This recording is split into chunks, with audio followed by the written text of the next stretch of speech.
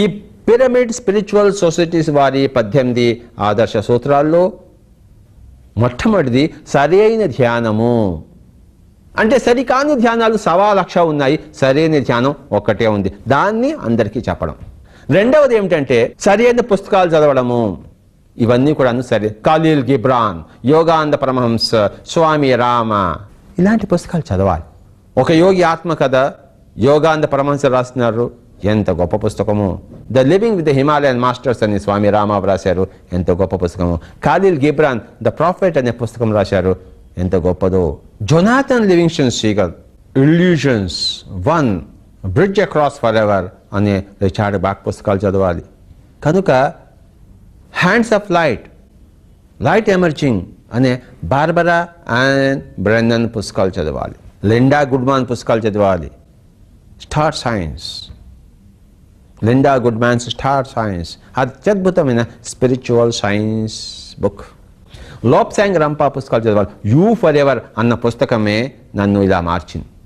1979వ సంవత్సరంలో నాకు ఆధ్యాత్మిక శాస్త్రాన్ని అరటిపండు ఒలిచినట్టు ఒలిచి నాకు ప్రసాదించింది లోప్సాంగ్ రంపా వారి యూ ఫర్ ఎవర్ అన్న పుస్తక. దాన్ని మరణం లేదు అనే మీరు పుస్తకంగా మన పిరమిడ్ స్పిరిచువల్ సొసైటీ వారు ప్రచురించారు. అందరూ తప్పకుండా మౌలికంగా ప్రాథమికంగా చదవలసిన పుస్తకం అది. నా జీవితాన్ని మార్చిన పుస్తకం అది. గ్రంథరాజం. అందరి అనుభవాలు అందరూ పంచుకోవాలి అన్నదే పిరమిడ్ స్పిరిచువల్ సొసైటీస్ వారి 3వ పాయింట్. 4వ పాయింట్ ఏంటంటే మరి అందరూ మౌనంగా ఉండాలి. అవసరమైతేనే మాట్లాడాలి జీవితంలో, లేకపోతే ఎప్పుడూ మాట్లాడకూడదు. ఎలాగైతే మనం డబ్బు అవసరమైనప్పుడే ఖర్చు పెడతామో, అనవసరమైన దానికి ఖర్చు పెడితే అవసరమైన వాటికి మనకి డబ్బు మిగలదో, అందరినీ అడుక్కు తినాలో, అలాగే మాట్లాడుకోవడాను అవసరమైనప్పుడే మాట్లాడాలి, లేకపోతే మౌనంగా ఉండవలే. My dear friends, my dear masters, my dear gods. 5వది ఏమిటంటే పౌర్ణిమ రోజుల్లో విశేషంగా ధ్యానం చేయాలి. ఆ రోజుల్లో విశేషంగా పడుకోకూడదు. 6వది ఏంటంటే చిన్నపిల్లలకి చిన్నప్పంచే ధ్యాన శిక్షణ ఇవ్వాలి. ప్రహ్లాదుడు, ధ్రువుడు పేరు వినలేదా? వివేకానంద స్వామి 14 ఏళ్లకే తను గురువుని వెతుక్కున్నాడు కదా. మరి 60 ఏళ్ళు వచ్చినా 50 ఏళ్ళు వచ్చినా ఇంకా ఆధ్యాత్మికత విషయానికే రాలేదంటే ఎంతటి శోచనీయమైన విషయమో మీరు గ్రహించండి. చిన్నప్పంచే మొదలు పెట్టాలి. శుభస్య శీఘ్రం ఆలస్యం అమృతం విషం. A stitch in time saves 9. కాల్ కరేసు ఆజ్ కర్, ఆజ్ కరేసు అబ్, పల్ మే ప్రళయ్ హోయేగా ఫిర్ కరోగే కబ్ అన్నారు కబీర్. తర్వాత ఏమిటంటే పిరమిడ్లలో కూర్చుని ధ్యానం చేయాలి. అది మరి ఇది నేటి యుగం పిరమిడ్ యుగం. కనుకనే పిరమిడ్ స్పిరిచువల్ సొసైటీస్ అని మనం స్థాపించాం. ఇంకోటి ఏంటంటే ధ్యాన ప్రచారం చేసేటప్పుడు, ధ్యాన బోధ చేసేటప్పుడు, ధ్యానం క్లాసెస్ తీసుకునేటప్పుడు ఎవరు శుల్కము తీసుకోకూడదు. అంటే డబ్బు ఫీజు తీసుకోకూడదు. నిశ్శుల్కముగా ఉండవలే. నిస్వార్థత ఉంటేనే ఆధ్యాత్మికత. స్వార్థంగా ఆధ్యాత్మికత అనేది ఎక్కడా లేదు. తర్వాత ఎవరు కూడాను